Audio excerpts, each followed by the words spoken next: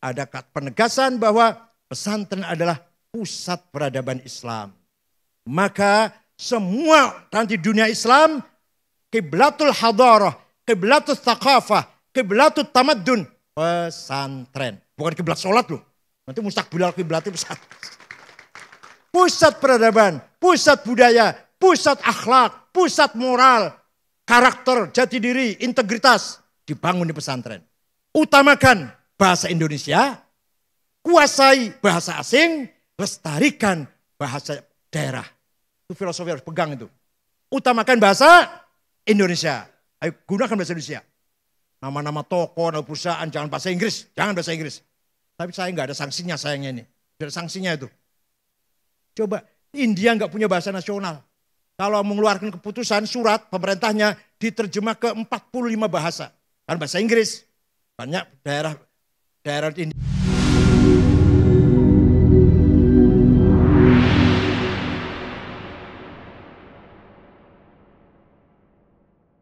Ala qadri ahlil azmi ta'til azaimu wa ta'ti ala qadril kiramil makarimu fatakburu fi ainis saghiri sigharuha wa tasgharu fi ainil azimil azaimu. Segala hal tergantung kita. Kalau kitanya berhati besar, segala pasar kecil. Kalau kita berhati kecil, masalah semua problem besar. Fatakburu fi ainis saghiri sigharuha. Tapi kalau kita hatinya besar, watasgharu fi ainil azim idhamuha. Paham betul? Al-azaim kecil semuanya. Kayak Gus Dur. Kalau ada tamu datang, Gus, saya banyak problem, Gus. Bisnis bangkrut, bertani gagal, istri cerewet. Bisa diatasi nggak? Bisa diselesaikan nggak? Ya bisa sih, Gus. Ya udah nggak usah dipikir. Besoknya ada tamu lagi, Gus. Saya agak teman lah. Saya punya problem besar, Gus, dagang ditipu orang, bertani bangkrut, utang banyak, istri minta cerai, anak-anak gak karuan, dapat fitnah dari tetangga, bisa diberesin gak? Gak bisa, Gus. Ya udah gak usah dipikir, gak bisa diberesin. Itu artinya minallah wa ilallah wa ma'allah. Paham betul? Orang punya azimah tidak pernah mengatakan masalah ini besar, semua kecil. Ente munggan Gunung Cermek, dur boleh. Tinggi gak Gunung Cermek? Kalau ente sudah sampai di atas, pasti di bawah kakimu. Gunung di Sumono gede segitu besarnya. Kalau kamu bisa naik ke atasnya, pasti di bawah kaki. Gak ada barang besar. Gak ada barang tinggi. Tinggi saya. Gitu loh kira-kira. Jangan melempem mah. Tadi Pak Habib itu udah. Apa tadi? Harus berani. Harus kita rebut semuanya ini. Yang ada harus kita rebut. Nih. Alhamdulillah. Rektor UNJ IKIP Rawamangun sudah orang NU Profesor Komarudin dari Jatibarang Indramayu. Kita kerja keras. Kerja keras. Rektor Gorontalo negeri namanya kayak di wong Islam tapi ketua ISNU Edward, Profesor Dr. Edward. Rektor UI dari Purwokerto yang baru menang ini Ari siapa lupa namanya. Kita kerja keras. Di samping undang-undang pesantren, di samping hari, luar biasa. Dikira saya di Jakarta nganggur apa mu? Ya Allah, masih enakan ente malah. Undang-undang pesantren bukan tanpa kemeringet loh. Ada 3 poin yang tadinya tertulis. Saya tolak. Saya panggil Pak Marwan Dasopan, ketua baliknya dari PKB. Saya panggil Cucun ya, Cucun. Nah, saya panggil semua Fathan. Satu lagi. Perempuan. Dari Cianjur. Ya, saya panggil semuanya. Nih 3 ini harus apa kata saya dulu ya. Kalau enggak saya tolak undang-undang ini. Pertama, independensi pesantren harus tetap dipertahankan. Jadi undang pesantren tidak di bawah undang-undang Dikbud atau Diknas. Maka pesantren tidak di bawah Menteri Dikbud. Ada lagi kata-kata. Pesantren sebagai mitra sebagai Kementerian Agama sebagai pembina pesantren. Ya, saya harus dihapus ini, lucu ini. Nanti KUA Ciwaringin membina Mustafa Akil. Masya Allah. KUA Jagakarsa pembina Kiai Takofah. Siapa Kiai Takofah itu siapa? Kiai Takofah itu. Saya. Nanti dibina oleh KUA Jagakarsa. KUA Kaliwungu membina Mbah Dimyati nanti Rois. KUA Kediri membina Kiai Anwar Mansur. Lucu ini. Coret. Kementerian Agama sebagai mitra, bukan pembina. Yang ketiga, ada penegasan bahwa pesantren adalah pusat peradaban Islam. Maka semua nanti dunia Islam, kiblatul hadarah, kiblatul thaqafah, kiblatul tamaddun, pesantren. Bukan kiblat sholat loh. Nanti mustaqbilal kiblatnya pesantren. Pusat peradaban, pusat budaya, pusat akhlak, pusat moral, karakter, jati diri, integritas dibangun di pesantren. Yang punya ide Sumpah Pemuda siapa? 70 orang pemuda, Sumpah Pemuda, satu bangsa, satu bahasa, satu siapa? Pak Sunaryo, Mr. Sunaryo. Pernah jadi Menteri Agraria, pernah jadi Menteri Luar Negeri interim, Rektor pertama IAIN Jogja. Dan Ketua Tim Penterjemah depan Al-Quran depan agama. Ketuanya Sunaryo. NU itu santri yang punya ide Sumpah Pemuda, satu bangsa, satu nusa, satu bahasa. Ya Allah. Tadi saya sudah ceritakan. Ada santri namanya Dul Kamid. Khatam Quran, ngaji Fathul Qorib, nulis karo tangan, tulis dengan tangan. Santrinya Kiai Hasan Besari. Tegalsari Ponorogo. Siapa itu Dul Kamid itu? Ternyata Dul Kamid adalah pahlawan nasional, pangeran Diponegoro, putra Hamengkubuwono III dari istri Pacitan. Sampai Belanda bingung ngalahkan pangeran Diponegoro, perang 1825-1930, rapat di Belanda di Den Haag sana. Bagaimana ngalahkan orang ini? Jangan dikasarin. Orang Jawa itu dilem, dipuji-puji, dipangku, nanti lemes. Betul. Belanda panggil panggil Diponegoro, hormati, kita damai, kita bersaudara, langsung menyerah. Gak lagi ada perlawanan, ditangkap, buang Makassar. Ini hati-hati nih pelajaran. Jangan mudah luntur dipuji. Awas orang muji itu menyebarkan racun itu sebenarnya itu. Nah itu santri. Siapa itu Ki Hajar Dewantara? Namanya Suwardi.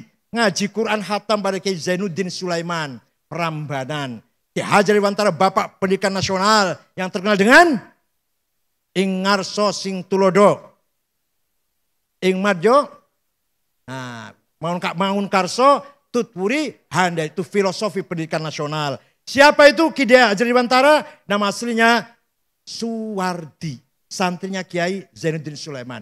Siapa itu Raden Kartini? Raden Kartini Blora ngaji Quran pada Mbah Soleh Darat. Pernah ngaji sama Mbah Soleh Darat. Dikira itu wong santri apa?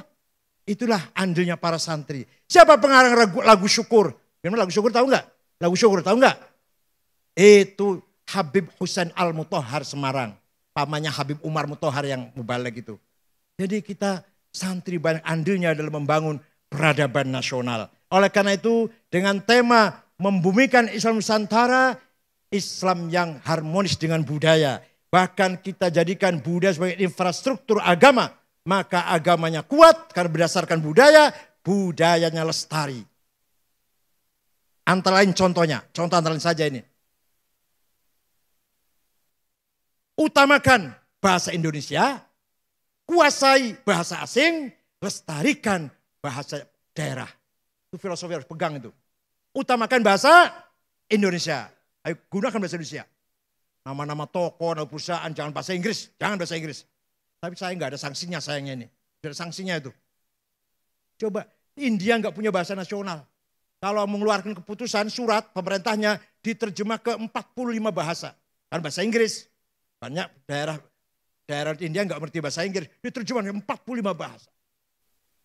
Banyak negara nggak punya bahasa. Kita punya bahasa Indonesia. Yang di dalamnya aslinya bahasa Melayu. Dan di dalamnya 3.000 lebih kata Arab dari bahasa Arab. Adil, hukum, hakim, mahkamah, majelis, musyawarah, rakyat, wakil. Semua itu wilayah, daerah, dairah, wilayah, rakyat, rakyat. Apalagi karib, sahabat, akrab, bahasa saat, zaman, waktu. Bahasa Arab semua itu aslinya.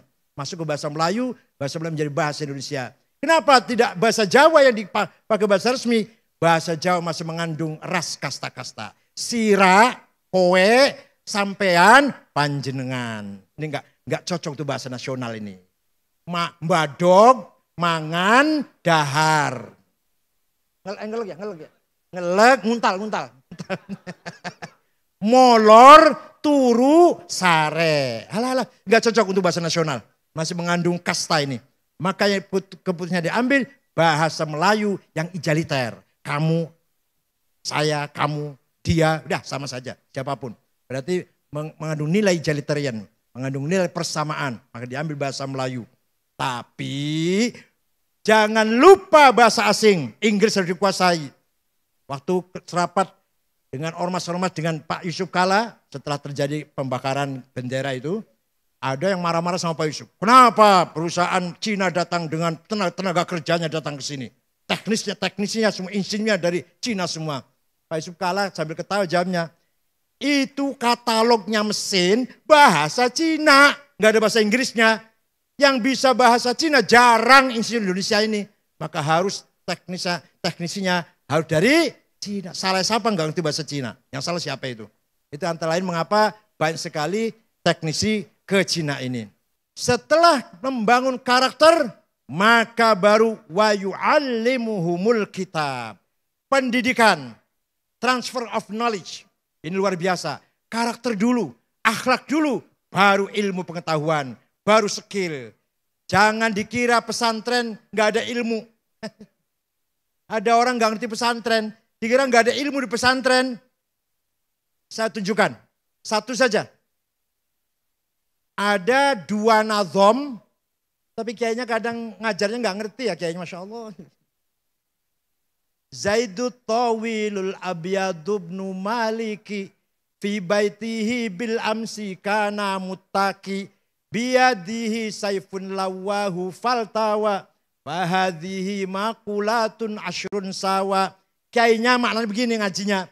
Zaidun utawi Zaid. Iku atawilu wonge doglong. Al-abyadu kulite putih. Ibnu Malik anak Man Malik.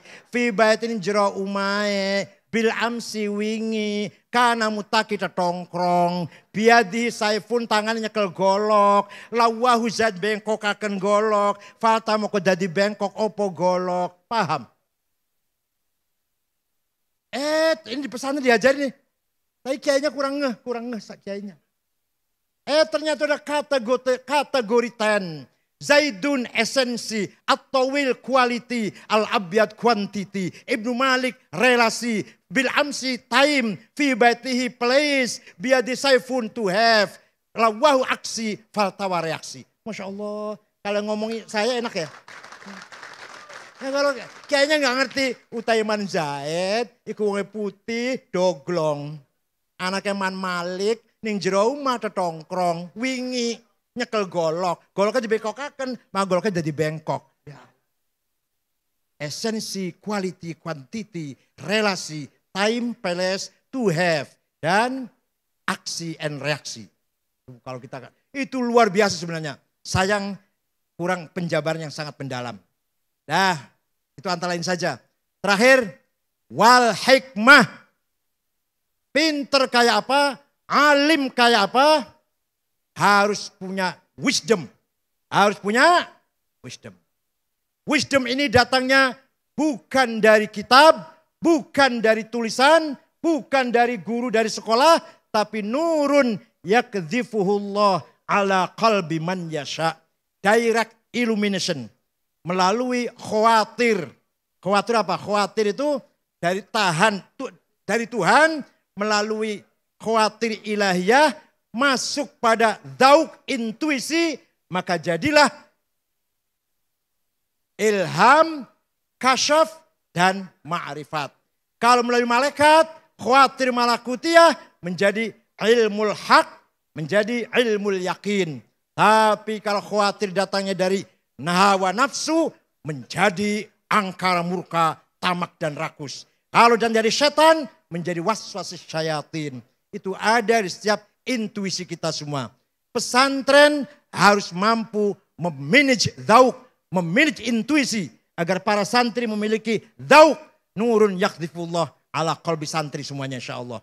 Tidak ada ini di luar pesantren. Hanya pesantren kita masih menghormati nilai-nilai yang bersifat wisdom.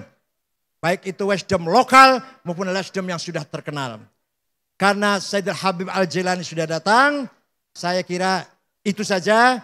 Mudah-mudahan ada manfaatnya. Syukran wa dumtum fil khairi wal barakati wan najah. Wassalamualaikum warahmatullahi wabarakatuh.